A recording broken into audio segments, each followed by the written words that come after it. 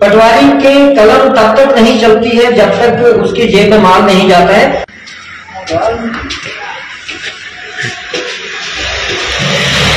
दिन के लगभग 4 बज रहे हैं और इस वक्त जो है धर्मशाला तहसील ऑफिस जो है बिल्कुल क्लोज है, ताला लगा हुआ है।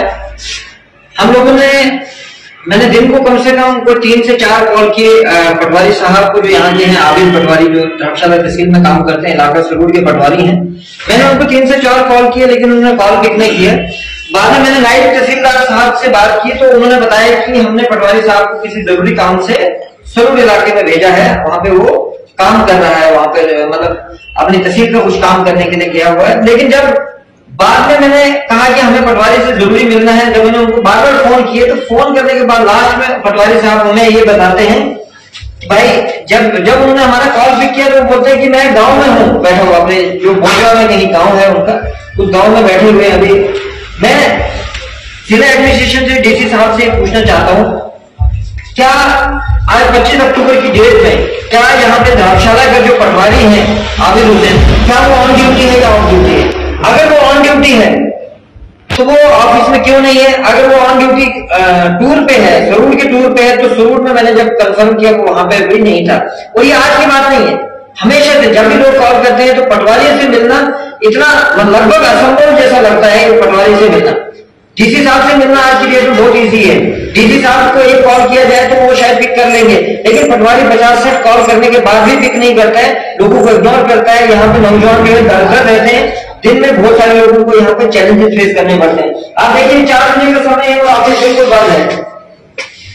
एक हुआ है ऊपर बड़े बड़े अक्षरों में office of tehsildar Dharamshala, there is no zero tolerance toward corruption in this office. यहाँ पर करप्शन के लिए कोई जगह नहीं है दफ्तर के अंदर। लेकिन यहाँ पर इसी दफ्तर के अंदर कुछ पटवारी लोग जो हैं आम जनता से करप्शन लेकर, पैसा लेकर जो है यहाँ के लोगों को दुखी करते हैं, उनकी जेब पे भी टाका डालते हैं और उसके साथ साथ लोगों को परेशान भी करते हैं। लोग इतने बड़े बड़े पहाड़ों से उतर के जब यहाँ पे काम के लिए आते हैं, उनको 2-2, 3-3 महीने लटकाया जाता है, उनको भगाया जाता है, उनके काम नहीं किए जाते और उनको लोगों को परेशान किया जाता है यहाँ के पटवारियों के द्वारा। अभी मेरे साथ में अर्जुन जी है, ये इलाका सरूर के कुकड़वास के रहने वाले हैं। लगभग 3 महीने से ये चक्कर लगा रहे हैं यहाँ पे पटवारी के। बाकी जो है इनके साथ पिछले 3 महीनों से क्या हुआ है मैं चाहूंगा कि अर्जुन जी खुद ही बताएं। पटवारी साहब को कोई 50 से 100 फोन किए, मेरा नंबर ब्लैकलिस्ट में डाला हुआ है इसलिए कि मैंने उसको खर्चा नहीं दिया। उसने मेरे सामने यही बात की थी, मुझे 5000 में तेरा काम हो जाएगा। मैंने 5000 भी दिए, उसके बाद भी मुझे 3 महीने लटकाया गया, तो अभी भी मेरा काम नहीं हो रहा। तो मैं नहीं हूँ, उस रोड के बहुत सारे ऐसे भाई हैं, माँ है, बहनें हैं जिनसे उन्होंने खर्चा लिया। अगर देखा मैं अगर चाहूँ तो उनको सामने भी ला सकता हूँ। उसके बाद जब मैंने उनसे बात की, उन्होंने बोला कि पटवारी का कॉलम है, आपको इसका पता नहीं है। और उन्होंने उसी पे मैंने उसको खर्चा नहीं दिया, तभी उन्होंने मुझे 3 महीने लटकाया और अभी भी लटका रहे हैं।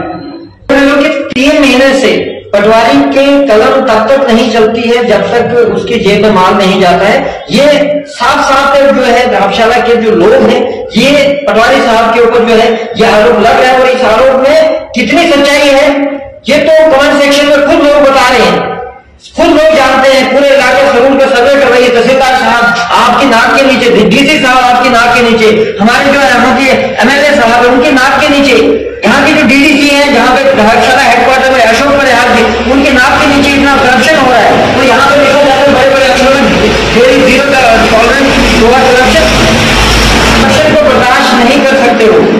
अगर आपने इतना बड़ा बोर्ड लगाया तो डीसी साहब, तहसीलदार साहब, ये करप्शन क्यों हो रही है? आज दिन के 4 बजे ऑफिस बंद होता है।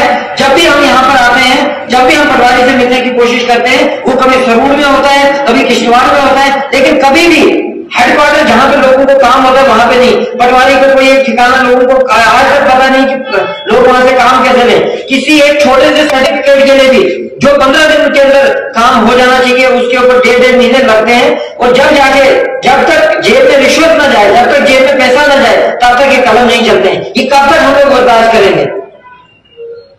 तो मैं डिस्ट्रिक्ट एडमिनिस्ट्रेशन डीसी साहब से, मैं तहसीलदार साहब से रिक्वेस्ट करूंगा कि जल्द से जल्द ये जो लड़का है अर्जुन, इसका जो प्रॉपर्टी सर्टिफिकेट है इसको दिया जाए। उसके साथ साथ एक बार चेक किया जाए क्या एक गांव जो है वो एक बड़े लेवल पे देते हो। क्या प्याकर में प्रॉपर्टी का रेट ज्यादा है, कुकवास के अंदर प्रॉपर्टी का रेट कम है?